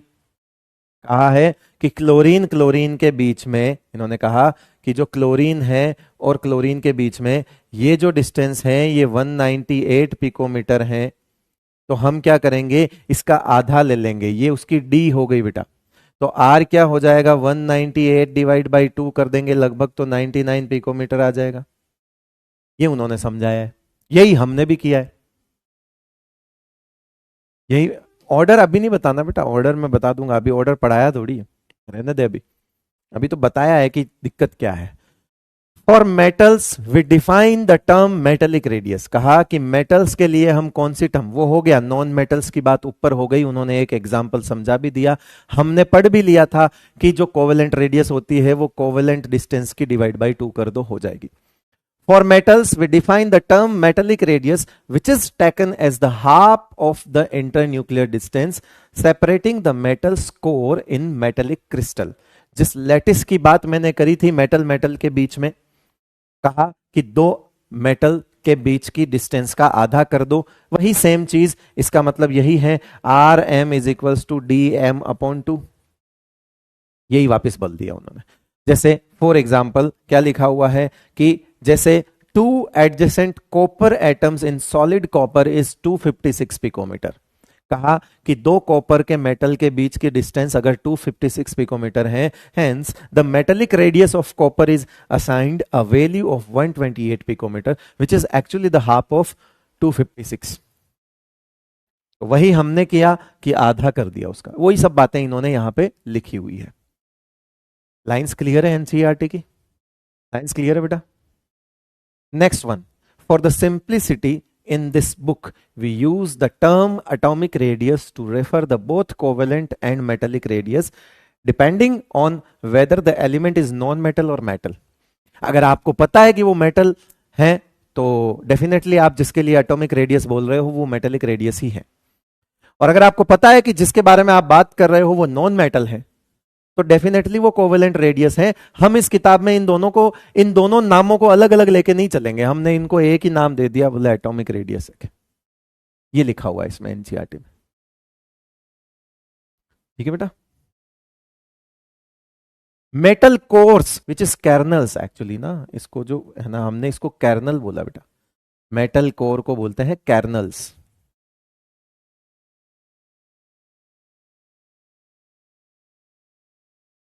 हमने colonel's बोला ना, वो metal core है, मतलब वो एक एक single atom को मेटल कोर बोला उन्होंने, वो कर्नल्स। क्लियर है बेटा? चल 87 बैटरी, अच्छा लिखने की जरूरत तुम्हें लगती है क्या? लिख दो, हमने ये पढ़ लिया सब कुछ। हाँ, पॉइंट इंपॉर्टेंट वो है नीचे वाला कि ये रेडियस वेडियस में कंफ्यूजन जो रहता है ना, वो ये है। चलो, अब बात आती है आयनिक रेडियस की। अब किसकी बात करेंगे हम? आयनिक रेडियस की। Last, ionic radius. ये देखो अलग चलती है, ये अलग चलती, इसीलिए उस उन तीनों के साथ इसको मर्ज किया ही नहीं हमने, इसको डिफरेंट पढ़ेंगे। आप ऑर्डर में भी इसको बीच में नहीं फंसा सकते, इसीलिए हमने कोवेलेंट, मेटेलिक और वंडरवॉल का ऑर्डर तो बोल दिया, लेकिन इसको हम नहीं फंसा सकते। और ये सबसे इंपॉर्टेंट फॉर नीट। आज दिन तक सवाल यहीं से आया है, सबसे ज्यादा सवाल आया है यहीं से। Very very important for NEET. NEET में जो साइज का सवाल बनता है, रेडियस का जो सवाल बनता है, वो यहीं से बनता है। वो कहां से बनता है बेटा? यहीं से बनता है। और ये बिल्कुल लॉजिकल चलती है एक्चुअली ना, ये बहुत लॉजिकल चलती है, इसलिए ये अच्छी चीज है। वो लॉजिकल नहीं चलती इतनी ज्यादा रेडियस, बट ये थोड़ा लॉजिक है सोचने का, और वो अच्छी बात है कि जो लॉजिक है वो जेड इफेक्टिव है। और जेड इफेक्टिव हम जानते हैं, इफेक्टिव न्यूक्लियर चार्ज, तो हम ये चीज समझ सकते हैं। आ जाओ फिर इसी बात पे, सुनो। Ionic radius. अब आयंस जो हैं हमारे पास दो तरह के होते हैं। कौन कौन से बोलो? ये चीज हम पहले ही क्लियर कर चुके हैं। एक होता है हमारे पास कैटायन और एक होता है एनायन। आयंस हमारे पास किस तरह के मिलेंगे बेटा? कैटायन मिलेगा और एनायन मिलेगा। ठीक है, तो साइज भी एक तो होगी कैटायनिक रेडियस, एक तो होगी कैटायनिक रेडियस, और एक होगी एनायनिक रेडियस।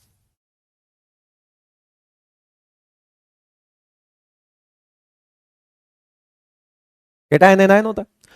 कैटायन का मतलब क्या ज्यादा है उसमें, मतलब क्या कम है उसमें? इलेक्ट्रॉन कम है, तो बदले में प्रोटॉन ज्यादा रह गए। अरे पता है भाई, कैटायन कब बनेगा? जब इलेक्ट्रॉन रिमूव होगा। और एनायन कब बनेगा? जब इलेक्ट्रॉन ऐड होगा। चलो समझते हैं। ये रहा तुम्हारो सोडियम, जाके अंदर प्रोटॉन कितनों? 11। जाके अंदर इलेक्ट्रॉन भी कितनों? 11। और जय रहो तुम्हारो सोडियम Na+, जाके अंदर प्रोटॉन कितनों? 11। और जाके अंदर इलेक्ट्रॉन कितनों? 10।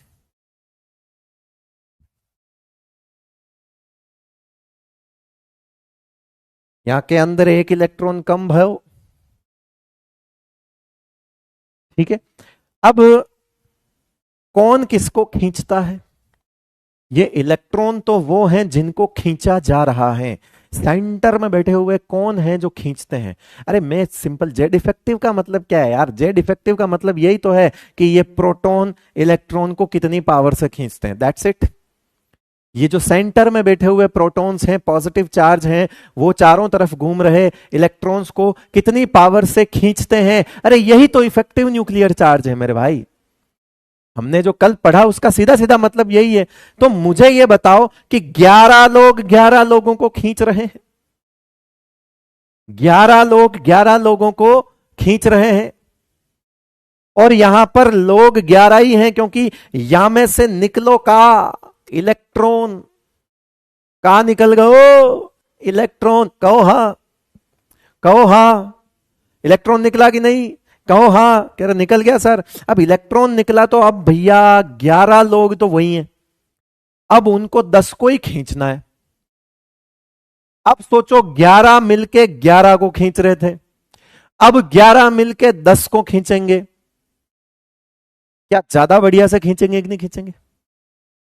क्या बताओ, ज्यादा बढ़िया खींचेंगे कि नहीं खींचेंगे? अरे अब तो 11 लोग 10 को ही खींचना है, 10 को खींचना है तो हर एक इलेक्ट्रॉन पे एवरेज अट्रैक्शन बढ़ेगा कि नहीं बढ़ेगा? खींचेंगे। अब अगर ज्यादा खींचेंगे तो उसकी साइज में क्या होगा? वृद्धि होगी या कमी होगी? मतलब श्रिंकेज आएगा क्या?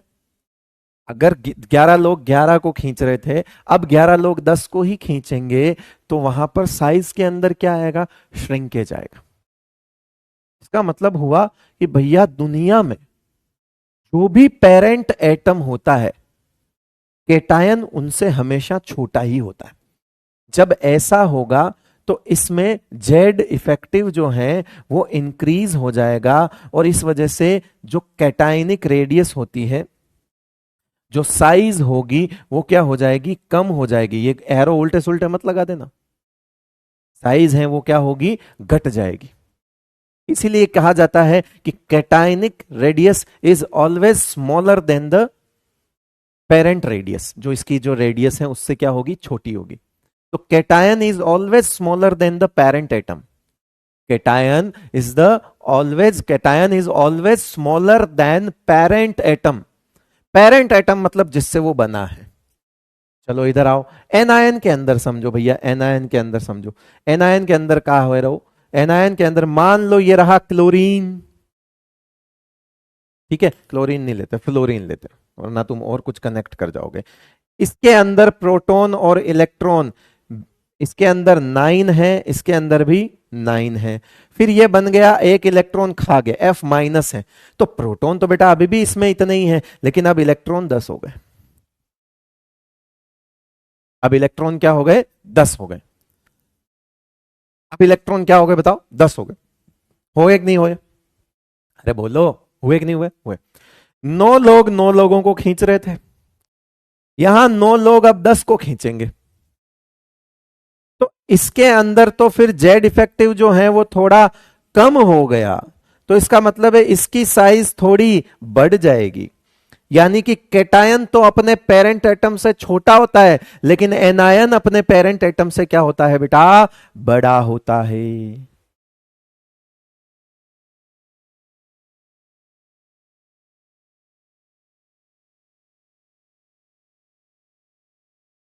क्या ये चीज क्लियर हुई? आज के बाद अगर कोई पूछे कि कैटायन छोटा क्यों होता है, तो ये नहीं बोलना है कि उसकी मम्मी ने उसे कॉम्प्लेन नहीं पिलाया होगा, नहीं। कैटायन इसलिए छोटा होता है क्योंकि वो उसमें जेड इफेक्टिव इंक्रीज होता है as compare to parent atom. तो मैं ये कह सकता हूं कि प्लस बढ़ने पर हमेशा जेड इफेक्टिव बढ़ेगा ही बढ़ेगा, फिर तो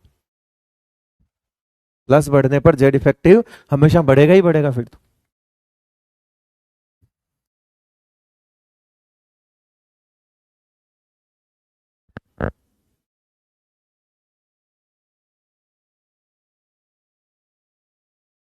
क्लास एंड कर दो, हाँ सब कर दूं मैं तो। तुम तो यहां और कुछ मांग लोगे अभी, वो भी दे दूं लाके। चलो, यहां से हमको एक चीज समझ आई कि जो हमारी आयनिक रेडियस होती है,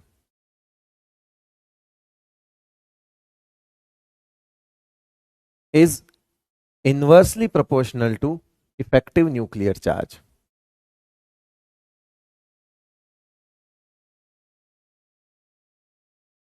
and which is your Z effective. सही बात है, अरे सही यही तो है भाई। देखो, जेड इफेक्टिव बढ़ेगा तो छोटा होता जाएगा, क्या?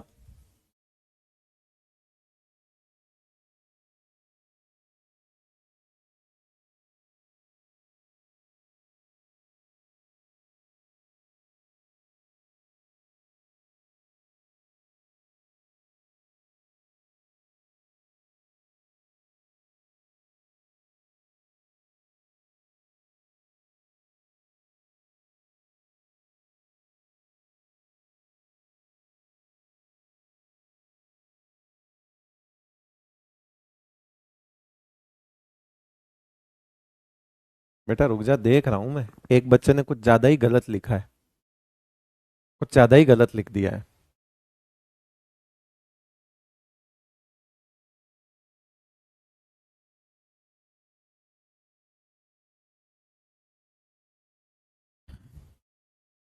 खैर छोड़ो, कीचड़ है,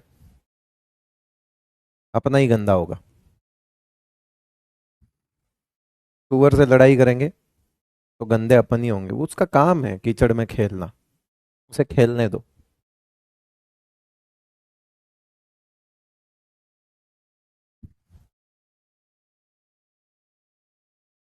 नहीं, स्पैमिंग ठीक है, बट इस हद तक नहीं गिरना चाहिए। स्पैमिंग ठीक है, लेकिन उसे इस हद तक नहीं गिरना चाहिए। ठीक है, शायद हम अपने दुश्मन को भी ऐसा ना बोले। आप जिस तरह के कमेंट यहां लिखते हो ना, बहुत गंदे कमेंट लिखते हो, ठीक है ना, बहुत ही गंदे। आप स्पैमिंग करो, मुझे कोई दिक्कत नहीं है, लेकिन स्पैमिंग में इतना हद से ज्यादा मत गिर जाओ, इतना हद से ज्यादा मत गिर जाओ। और अगर तुम्हारे परिवार में यही संस्कार चलते हैं तो बेटा पहले उनको ही दो ना। ये चीज अपनी बहन अपनी माँ को बोलो पहले, अगर कुछ बोलना है तो। किसी और की माँ बहन बेटी के लिए बोलने से पहले अपनी माँ बहन बेटी को बोलो। अगर उन्हें ठीक लगे तो दुनिया की बाकी माँ बहन बेटी के लिए भी बोल लेना। सबसे पहले अपनी माँ बहन बेटी के लिए बोलो। अगर वहां से ओके टेस्टेड लगता है, मोहर लग जाती है, अगर वो तीनों ये बोल देते कि नहीं बहुत बढ़िया बोल रहा है बेटा, बहुत बढ़िया, तो फिर आप बाकियों के लिए भी बोलो, मुझे कोई दिक्कत नहीं है।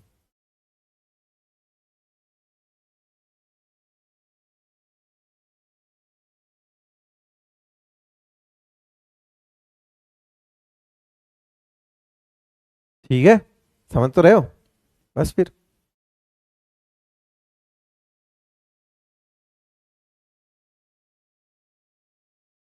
बाकी कल पढ़ेंगे यार। कोई ऐसा बोल कैसे सकता है, मुझे समझ नहीं आता। बाकी कल पढ़ेंगे, छोड़ो। हाँ, थैंक यू भाई, थैंक यू। तो खूब सारे सवाल भी थे। Thank you.